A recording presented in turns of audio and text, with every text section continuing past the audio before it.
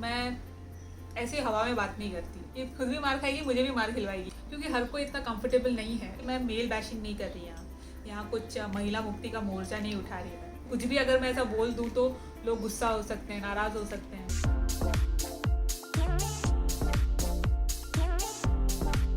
Hi guys, welcome to my channel Urban Lady. हमारे heart to heart talk में ना मैं उस टॉपिक के बारे में बात करूंगी जिसने एक तरह से इंडिया को दो कैंप्स में बांट दिया है। या तो आप प्रो कंगना हो या तो एंटी कंगना। बहुत कम लोग होंगे जो बिल्कुल न्यूट्रल हैं, जिन्हें एक्चुअली कुछ फर्क नहीं पड़ता। अगर आप मुझसे पूछेंगे कि मैं कौन सी तरफ हूँ, तो मैं कहूँगी कि मैं कंगना को सपोर्ट करती हूँ उसकी हिम्मत के लिए। अब कंगना ने जो कहा वो सही कहा या गलत कहा, उस चीज़ पे मैं कुछ कमेंट नहीं करना चाहती, क्योंकि मैं अपना ओपिनियन आप पर नहीं थोपना चाहती। लेकिन कंगना ने जो हिम्मत दिखाई है उस चीज़ को मैं सपोर्ट करती हूँ, बहुत ज़्यादा सपोर्ट करती हूँ। So it was never about why she said it was always about how dare she said. एक लड़की ने कैसे इतनी बड़ी बात कह दी? एक लड़की एक पूरे स्टेट को चैलेंज कर रही है, उसकी इतनी हिम्मत कैसे हो गई? And it is so unfortunate कि ज़्यादातर लड़कियां ही ऐसा बोल रही हैं। लड़कियां ही लड़कियों को डिमीन कर रही हैं। जब तक हम लड़कियां ही एक दूसरे को रेस्पेक्ट ना दें, हम कैसे एक्सपेक्ट करेंगे कि लड़के हमें रेस्पेक्ट दें? मुझे ऐसा लगता है कि लोग इस बात को ना हजम नहीं कर पा रहे हैं कि एक लड़की अकेले अपने दम पर कैसे एक पूरे स्टेट को चैलेंज कर रही है। मुझे ऐसा लगता है, आई माइट बी रॉन्ग, कि सोसाइटी सोचती है कि एक लड़की इतना स्ट्रॉन्ग ओपिनियन नहीं रख सकती। मैं जब भी कोई बात करती हूँ, मैं ऐसे हवा में बात नहीं करती। कुछ फैक्ट्स होते हैं, कुछ इंसिडेंट्स हुए होते हैं मेरी लाइफ में या मेरे जानने वालों की लाइफ में। जो भी मैं बोलती हूँ वो उस बेसिस पर बोलती हूँ। एक चीज़ मैं आपको एकदम क्लियरली बोल दूँ कि मैं मेल बैशिंग नहीं कर रही यहाँ कुछ महिला मुक्ति का मोर्चा नहीं उठा रही मैं। सो चिल, मैं बस कुछ पॉइंट्स हैं जो आपके सामने रख रही हूँ, जो मेरा ऑब्जर्वेशन है। आप लोग मुझे बताइए कि मैं सही सोचती हूँ या नहीं, क्योंकि मैंने देखा है कि मेरे साथ नहीं, लेकिन दो लेडीज़ मेरी लाइफ की, मैं उनके बारे में मैं उनकी आइडेंटिटी रिवील नहीं करना चाहती, क्योंकि हर कोई इतना कंफर्टेबल नहीं है इस बारे में बात करने में। इनके व्यूज़, इनके ओपिनियन काफ़ी स्ट्रॉन्ग है और इस चीज़ को लोग हैंडल नहीं कर पाते। जो पहली लेडी है वो जहाँ पे जॉब करती थी, तो वो जिस जॉब में थी उस जॉब में बहुत अच्छी थी, लेकिन उसको चाह थी और पढ़ने की और ज़्यादा सीखने की। तो उसकी जो कलीग्स थे, जो मेल कलीग्स थे, उनको ये चीज़ एज अ थ्रेट लगी, क्योंकि उनको पता था कि ये लड़की अगर और पढ़े, इसको और एक्सपोजर दिया जाए तो ये आगे बढ़ जाएगी और हमको इसे मैडम कहना पड़ेगा। तो इसलिए पूरी तरह से कोशिश की जाती थी कि उसे नीचा दिखाया जाए, उसके ओपिनियन को इम्पोर्टेंस ना दी जाए। तो जब भी कोई बोर्ड मीटिंग होती थी तो उसमें कभी सवाल पूछा जाए और किसी के पास जवाब नहीं हो और इसके पास जवाब हो, और अगर ये बोले तो इसे चुप कराया जाता था, ये बोल के कि तुमसे किसी ने नहीं पूछा, तुम अपना ओपिनियन अपने पास रखो, जस्ट बिकॉज वो लड़की है।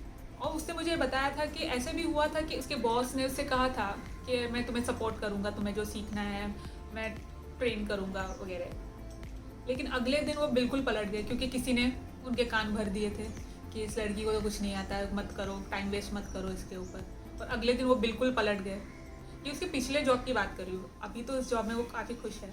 तो ये चीज़ उसने फेस की। अब मैं दूसरी लेडी की बात करती हूँ।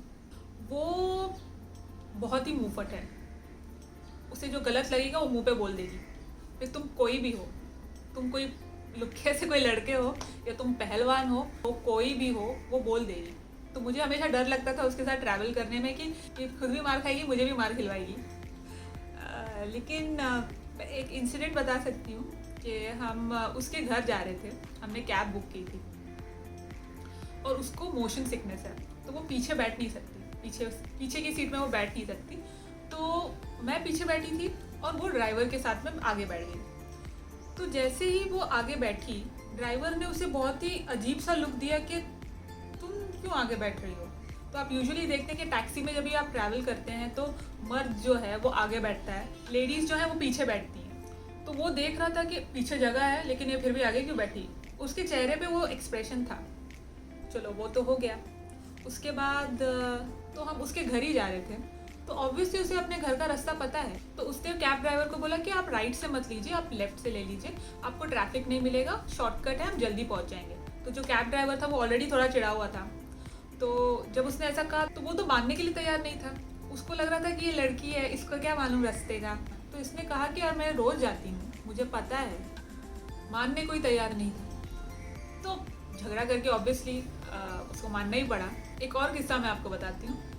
उसके साथ ही मैं जा रही थी कैब में, एक और कैब में।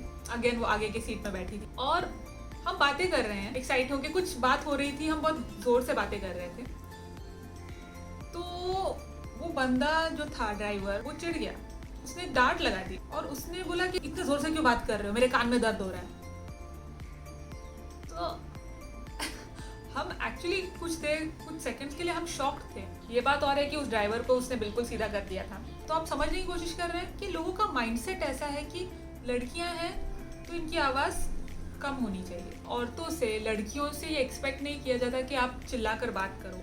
आपको अपनी आवाज़ हमेशा नीचे रखनी चाहिए, आराम से बात करना चाहिए, चिल्ला कर बात नहीं कर सकते, इनको ज़्यादा उड़ने मत दो। एक और इंसिडेंट, मैं अपने एक मेल फ्रेंड के साथ में गाड़ी में बैठी थी, हम ड्राइव पे कहीं पे जा रहे थे और हम देख रहे थे कि सामने वाली जो गाड़ी थी, वो जो ड्राइवर था वो बहुत अजीब से चला रहा था, कभी लेफ्ट जा रहा था, कभी राइट जा रहा था, काफ़ी कंफ्यूज था। तो इस फ्रेंड ने सीधा बोल दिया, अरे कोई लड़की चला रही होगी।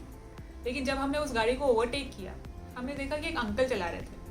तो मैं सोच रही हूँ कि ये एक माइंडसेट ही बन गया है कि लड़कियाँ हैं, गाड़ी नहीं चला सकती, लड़कियाँ हैं, they have no sense of direction, लड़कियाँ हैं, चुप रहो, अपनी आवाज़ नीचे रखो। लेकिन मैं ये भी कहूँगी कि ऐसा हर कोई नहीं सोचता। बहुत सारे ऐसे लोग हैं जो इस चीज़ को सपोर्ट नहीं करते। जैसे मैं अपने घर का एग्जाम्पल दे सकती हूँ। मेरे पापा, उनको 2 बेटियाँ थी, मैं और मेरी सिस्टर। उन्होंने कभी हमको अलग नहीं समझा, हमको डिफरेंटली ट्रीट नहीं किया, हमको वो सारी आज़ादी दी जो एक लड़के को दी जाती है। उन्होंने कभी भी कोई चीज़ करने से हमें रोका नहीं, क्योंकि उनकी थिंकिंग ही ऐसी थी कि लड़का लड़की में कोई डिफरेंस नहीं होता, बच्चे बच्चे ही होते हैं।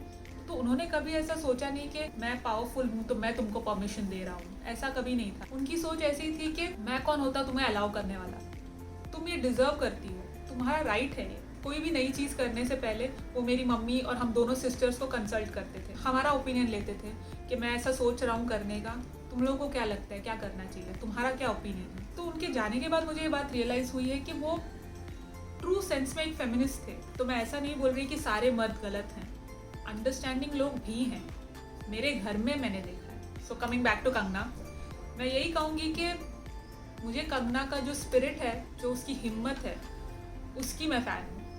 उस चीज़ को मैं पूरी तरह से सपोर्ट करती हूँ। और मुझे ये भी पता है कि आप लोग में से बहुत सारे लोग होंगे जो इस बात से एग्री नहीं करेंगे, which is fine, completely fine. आप लोग को पूरा हक है अपना ओपिनियन रखने का। आपका अपना ओपिनियन है, मेरा अपना ओपिनियन है, कोई ज़रूरत नहीं है दोनों का मैच करना।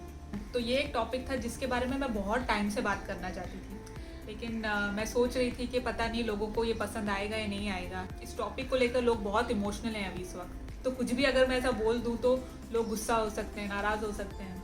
आई डोंट थिंक आप लोग ऐसा कुछ सोचेंगे, आप लोग मेरे व्यूज़ की रिस्पेक्ट करेंगे। आप ही बताइए, हार्ट टू हार्ट टॉक का मतलब क्या हुआ?